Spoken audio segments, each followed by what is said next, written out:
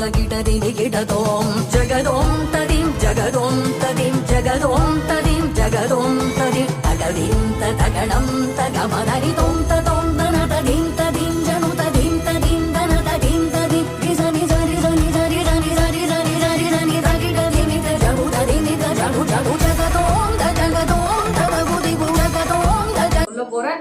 உங்களுடைய வேண்டுதல் 12 நாட்கள்ல நடக்கணும் அப்படின்னா இந்த தொலைபேசியின் மூலியமாக தொடர்பு கொண்டு அதை தெரிஞ்சுக்கிங்க. அம்பாள் அவ்வளவு அற்புதத்தை செய்யறாங்க.